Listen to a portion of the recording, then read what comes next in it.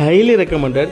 Chicken எடுத்தால் ஒரு முறையாவது இந்த மாதிரி ட்ரை பண்ணுங்கள். கண்டிப்பாக இந்த டேஸ்ட் அடிமையாயிருங்க. மிக்ஸி ஜாரில் கைப்பிடி அளவுக்கு கொத்தமல்லி, கைப்பிடி அளவுக்கு புதினா, 2 பச்சை மிளகா, கொஞ்சமாக இஞ்சி, 10 பல் பூண்டு, 1/4 டம்ளர் தண்ணி சேர்த்து பேஸ்ட் மாதிரி அரைச்சி தனியாக வச்சுக்கோங்க.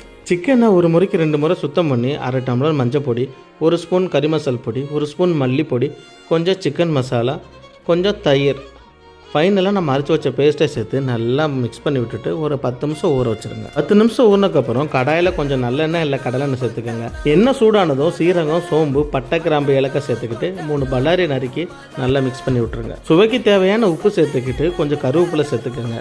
வெங்காயம் பொன்னிறமானதும் ஊற வச்ச சிக்கன் மசாலாவை உள்ளே இறக்கி நல்லா மிக்ஸ் பண்ணி விட்டுருங்க. சிக்கன் முழுகிற அளவுக்கு தண்ணி சேர்த்துட்டு இதை மூடி போட்டு மூடிடுங்க. ஒரு 20 நிமிஷம் நல்லா கொதிச்சா போதும். நம்ம ஊற்றின எண்ணெயெல்லாம் திரண்டு மேலே வந்துருக்கும். அவ்வளோதாங்க பதம். அடுப்பு ஆஃப் பண்ணிடுங்க. இந்த கிரீன் சிக்கனை நிச்சயம் ஒரு முறை ட்ரை பண்ணுங்கள். வீடியோ பிடிச்சிருந்தா லைக் கொடுத்துட்டு நம்ம சேனல் சப்ஸ்கிரைப் பண்ணிடுங்க.